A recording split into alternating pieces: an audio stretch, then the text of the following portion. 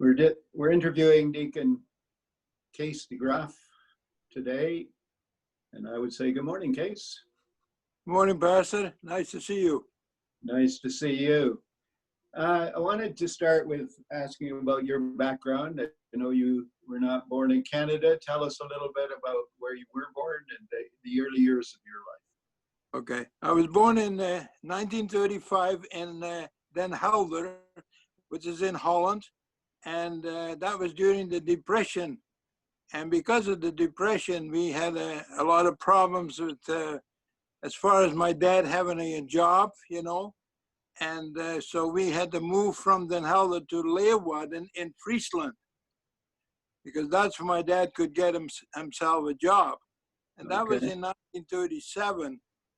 And then after that, you got the war started, which was really 39 and 40. Dad was called up in the army, and the war between Germany and Holland only lasted 5 days.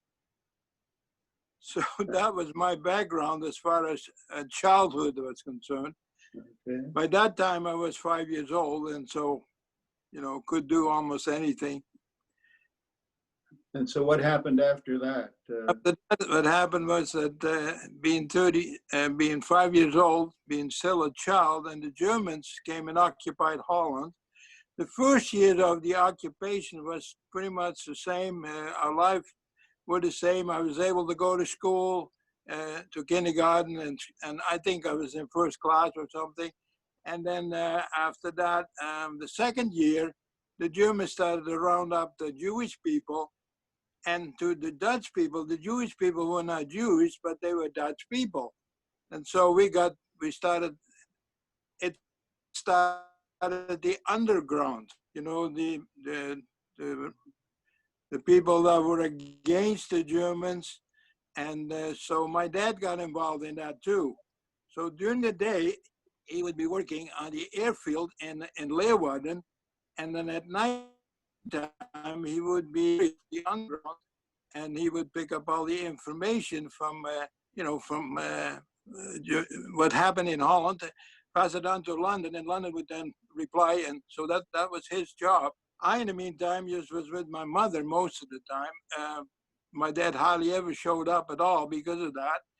Mm-hmm. And so we had to learn to live without my father, and that was hard, very hard, you know. My mother wasn't the easiest person in the world, but she did a good job on disciplining us, yes. And finally the war ended, and then what happened to your family? And the war, before the war ended, we had the winter of 1944, which was one of the worst winters in Europe. The ice was on the roads almost, I would say, a couple of centimeters thick, and nobody could drive anything. So we, as myself and my brother, I was at that time, of course, about 9.5. My brother was just 2 years younger than I was. We went out, and because of it being such a bad situation as far as the weather was concerned, we had to find wood for the wood stove. And so we went out in the country and got all kinds of pieces of wood, you know, like branches and so on. And Dad had already made, you know, he was a smart man. He made some things already for us.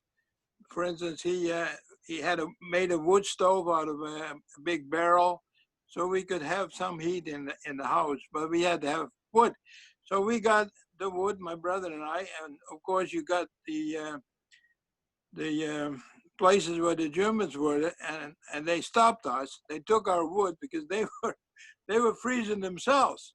And so we were, well, my brother was crying, I wasn't. I was a stubborn so-and-so. I haven't changed much, by the way, that way. But anyway, so I said to my brother, we're going back. We're going to get some more, and we'll go a different way. So we went back, and we got more wood, and then we went a different way, and we came across a whole field of Brussels sprouts. Now, you must realize that what we were normally eating was just flower bulbs and sugar beets, because those were the things that were he still grow us, and so when you mix them together, that's what we ate from. Also, in the meantime, sometimes we go into, brother and I would go into the rich districts, and we would go through the garbage of the rich people. Okay. And we would find, one time we found half of a roast. We took it home. Mom cleaned it all up, and we ate roast. Amazing, you know, like, and that's how God, he dealt with us and helped us that way, you know. Okay. And when did you come to Canada?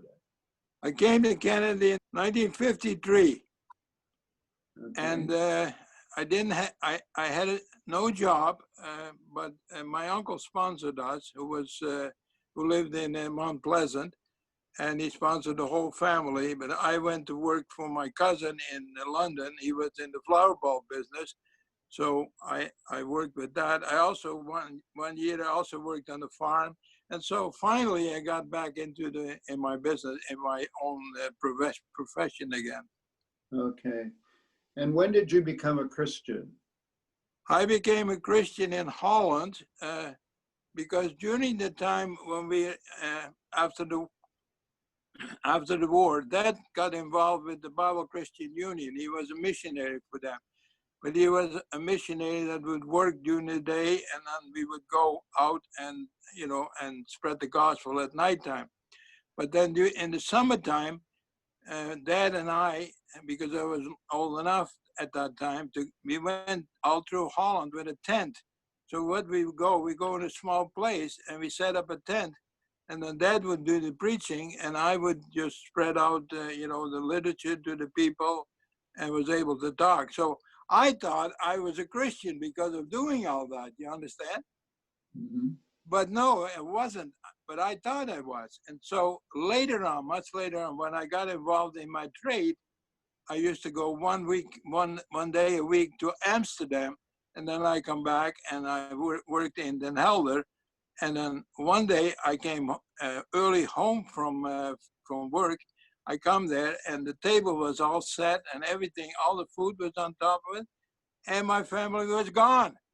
And of course, knowing my father had taught me already that the next event that was ever going to happen was the rapture. So here I thought I was left behind. And so you can imagine how upset I was. I crying my heart out. And I was not a young kid anymore at that time. And so Dad and Mom came in and he said, "You and I need to talk, brother." And so we talked, he talked, and he led me to the Lord. Okay, wonderful. And when did you start coming to Central? When I started coming to Central, it was almost a year after I had come to Canada. And that happened actually almost again by accident, another people would say, but it's God's leading, obviously, right? So I was living on, my parents were living on Pearl Avenue, which is pretty close to where Central Baptist Church was. And so one Saturday night, I had nothing to do. I went for a walk. I saw the church, the doors were open to Central. And in the basement, the young people were gathering together there. Now, I didn't know anything about that. So as I was, the way I am, I just went downstairs and sat in the back row and listened to the English. Half of the stuff I didn't understand, but it was okay. It was great. Then you and Mary and some other people and Ross, they all took hold of me, and you took me for my first hot dog and hamburger. I can still remember that, yeah. Now, you haven't always lived in Brantford since then, have you? No, that's right. And then, of course, what happened was there was no more work in Brantford, so I went to Hamilton. And in Hamilton, it's where I met my wife. And we got married in '57, and we had many kids. Mm-hmm. And you fostered kids as well, didn't you? Yes, a lot of kids. I think my mom said one time she made a list of it. I think about 45 children that we had looked after. Okay.